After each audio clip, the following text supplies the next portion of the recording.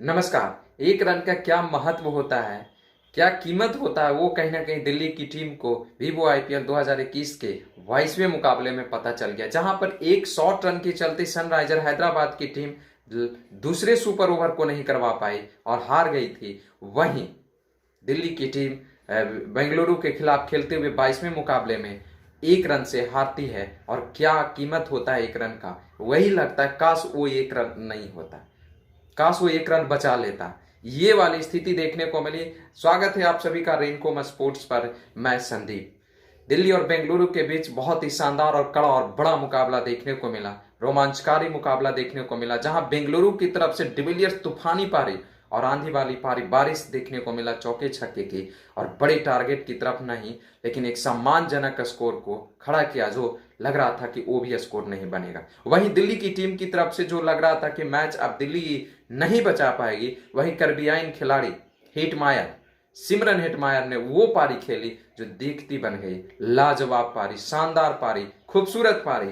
दिल्ली हार गई लेकिन दिल जीत ली हिटमायर की पारी से।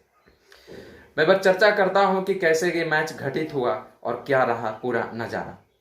दिल्ली कैपिटल्स के कप्तान ऋषभ पंत ने टॉस जीता और पहले क्षेत्ररक्षण करने का फैसला किया, बेंगलुरु को आमंत्रित किया। बेंगलुरु की टीम की शुरुआत थोड़ी सी खराब रहती है और 30 रन पर ही पहला विकेट गवा बैठती है चौथे ओवर की अंतिम गेंद पर, और विकेट वाविस खान निकालते हैं। एक ऐसी गेंद जो कि टप्पा पड़ने के बाद अंदर की तरफ आती है और प्लेट ऑन आउट होकर विराट कोहली आउट हो जाते हैं। और ठीक है, अगले ओवर में ही यानी 5वें ओवर की पहली गेंद पर ईशांत शर्मा पडिक्कल को भी चलता कर देते हैं और 30 पर 2 विकेट गिर जाता है। थोड़ी सी मुसीबत में टीम चली जाती है, दबाव में थोड़ी आ जाती है, लेकिन रजत पाटीदार और मैक्सवेल मिलकर उस दबाव से उबार लेते हैं और स्कोर 60 पर ही पहुंचा था। और उस समय ओवर था 9वें ओवर का तीसरी गेंद, जिस पर मैक्सवेल एक बड़े स्ट्रोक के लिए खेलने के लिए गए और वो फंस गए मिश्रा की गेंद पर। लेग स्पिन के हमेशा स्ट्रगल करते हैं मैक्सवेल और वो आउट होकर उन्हें वापस जाना पड़ा। बढ़िया से गेंद बल्ले पर चढ़ी नहीं थी, टाइमिंग बढ़िया नहीं कर पाए थे, या कहे तो थोड़ी सी ताकत कम झोंके थे, जिस तरह से वो ताकतवर खिलाड़ी है। और उनका कैच ऑस्ट्रेलिया के ही स्टीवन स्मिथ ने पकड़ा लॉन्ग ऑन के ऊपर, और इस तरह से तीसरी विकेट का पतन हो जाता है 60 के स्कोर पर। तो फिर टीम थोड़ी सी फंस जाती है, एक बार फिर से वही स्थिति हो जाती है जो 30 पर 2 विकेट था, और वहां से बहुत बड़ी जिम्मेदारी हो जाती है रजत पाटीदार और एबी डिविलियर्स के ऊपर। डिविलियर्स जो कि शुरुआत में थोड़ी सी धीमी पारी देखने को मिली, लेकिन रजत पाटीदार भी बढ़िया साथ निभाया। लेकिन दोनों के बीच अच्छी पारी चल ही रही थी। किसी बीच 6 ओवर में 36 रन जो कि बनाती है पावर प्ले में 2 विकेट गवाकर, लेकिन 60 के बाद जिस तरह से पारी आगे बढ़ती है 9 ओवर के बाद, तो बहुत ही धीमी तरह से शुरुआत देखने को मिलती है, क्योंकि विकेट गिरने का जो दबाव होता है वो साफ दिखता है, वो चाहे कितना भी बड़ा बल्लेबाज क्यों ना।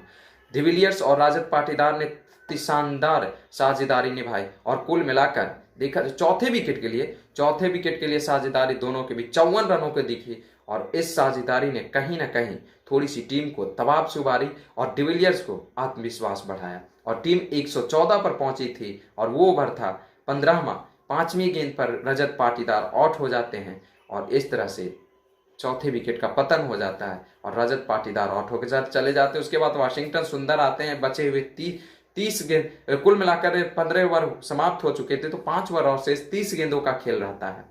उसमें भी थोड़ा सा संघर्ष करते हुए नजर आते हैं। ईशांत शर्मा की गेंदबाजी आती है, रबाड़ा की गेंदबाजी आती है, तो उतने रन नहीं बन पाते जितने की उम्मीद थे, लेकिन किसी तरह से डिविलियर्स लगातार बल्ले चला रहे थे और रन बटोर रहे थे, और बटोरने में सफलता भी हासिल हो रही थी। ऐसा नहीं कि रन नहीं बन रहे थे, लेकिन इसी बीच वाशिंगटन सुंदर आते हैं जो कि आउट हो जाते हैं। 25 रनों की साझेदारी होती है 5वीं विकेट के लिए, और 18वें ओवर के अंतिम गेंद पर वाशिंगटन आउट हो जाते हैं। बचे रह जाते हैं 12 गेंदों का खेल। उस 12 गेंदों के खेल में रबाड़ा आते हैं 19वें ओवर लेकर, और उसके बाद 20वें ओवर की जो खेल होती है वो बहुत ही रोमांचकारी और शानदार और पीसफुल कहा जाए तो आकर्षित पारी देखने को मिलता है डिविलियर्स के द्वारा। जिस तरह से मिश्रा का एक ओवर काटा गया, वो कहीं ना कहीं दिल्ली को खटक रही होगी। जिस तरह से हार हुई कल दिल्ली की टीम को, एबी डिविलियर्स ने उस ओवर में 23 रन बटोरे, 3 छक्के मारे, और इन 3 छक्कों की मदद से टीम कुल 23 रन की मदद से 20 ओवर में 171 रन बनाती है 5 विकेट पर। कुल 20 ओवर में।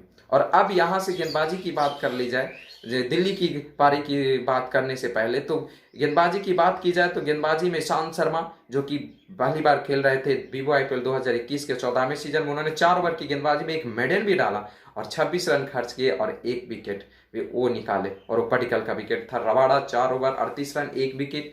आवेश खान 4 ओवर 24 रन दिए, बहुत बढ़िया इकोनॉमिकली रहा, अच्छा के इकोनॉमिक से 1 विकेट भी वो निकाले। मिश्रा जी जिनको 1 ओवर काटा गया वो कहीं ना कहीं गलत हुआ उनके साथ, 3 ओवर 27 रन 1 विकेट। अक्षर 4 over 33 run 1 wicket. Marcus Stoinis अंतिम ओवर 1 ओवर में 23 रन दिए, सबसे महंगे साबित हुए, और वो कहीं ना कहीं सबसे बड़ा दर्द दिल्ली के लिए रहा।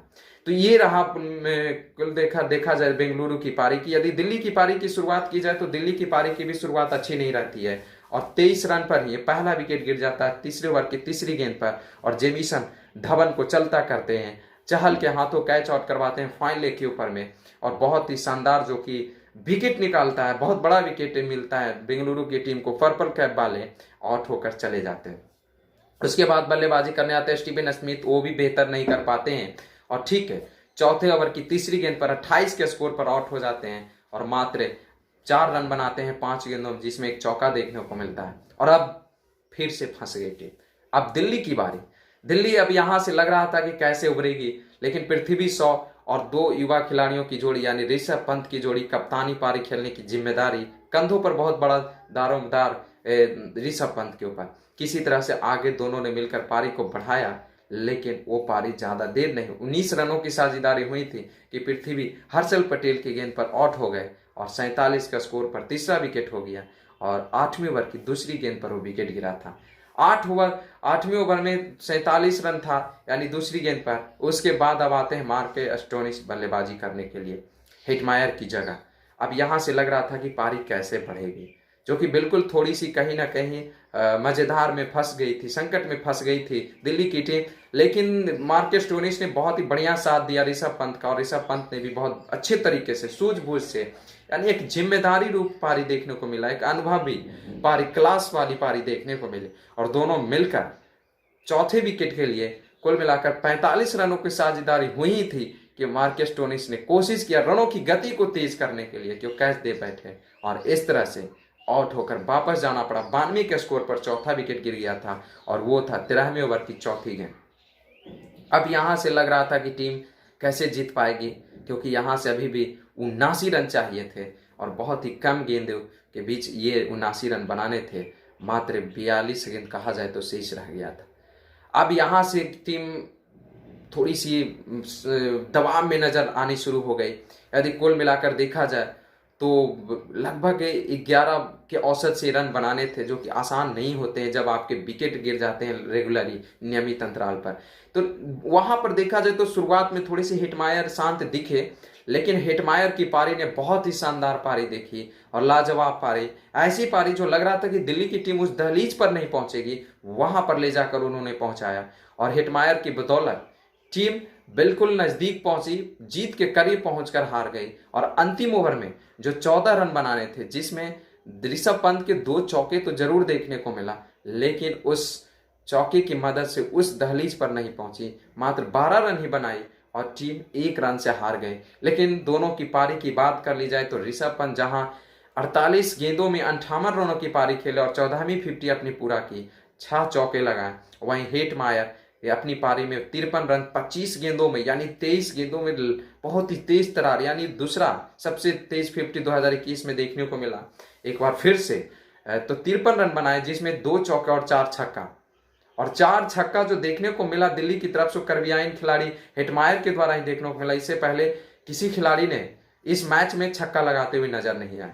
वहीं एबी डिविलियर्स की बात कर ली तो एबी डिविलियर्स का भी बहुत ही शानदार पारी रहा। उन्होंने 42 गेंदों में 75 रनों की पारी खेली, जो कि 40वीं उनकी 50 थी, जिसमें 3 चौके 5 छक्के। शुरुआत में 21 गेंदों में 22 रन बनाए, लेकिन अंतिम 22 गेंदों में 54 रनों की पारी खेली, जो कि 200 के भी ऊपर स्ट्राइक रेट उनका रहा अंतिम ओवरों में।